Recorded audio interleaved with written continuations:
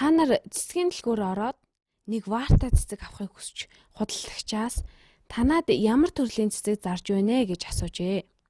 Худалдагч 4 төрлийн цэцэг байгаа. Сарнай, алтан зул, наран цэцэг, сараан цэцэг байгаа гэжээ. Ямар вааранд хийлгэж авч болох вэ гэж мөн асууж. Бүх төрлийн цэцгийг манад байгаа 3 янзын ваарны алинд нь хийж болно. Манад хүрэн ваар, шар, ногоон ваар байгаа гэжээ. Тэгвэл одоо бүгдээрээ цэцэг болон ваарны ялгааг тооцоод хэдэн янзын цэцэг энэ дэлгүүрээс авч болох вэ гэсэн бодлого бодъё. Жишээлбэл сараан цэцгийг хүрэн ваартаа авч болно.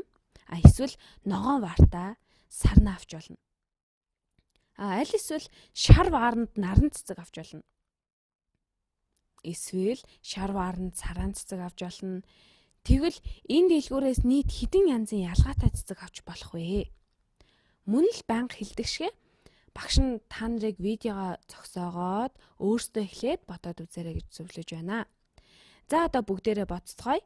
Багш нь эхний үсгүүдийг нь бичээд төсөөлөн бодоход амар болгоё. Тэгвэл бас бүгдийг нь бичгээд хэлбэр шүү дээ.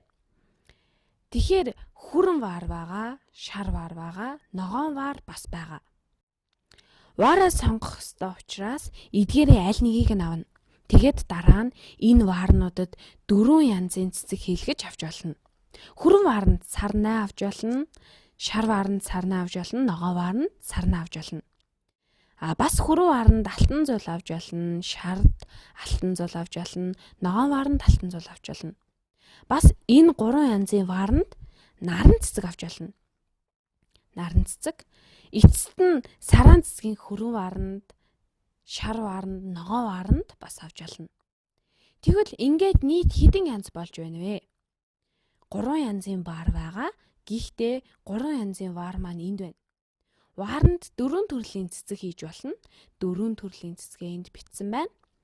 Энэ 3 ваар тус бүрдээ хийх боломж 3-ыг үржих нь 4 боломж буюу 12. Энэ боломжуудыг эндээс харж болно. Энэ бол хүрэн ваар сарнаатай байна. Хүрэн ваар наран цэцэгтэй, шар вааранд сарнай, шард алтан зул, наран цэцэг, сараан. Ингээд бүгдийг нь тоолоод үзвэл 12 янзын ваар ба цэцгийн хослол байх нэ дэлгүүрт.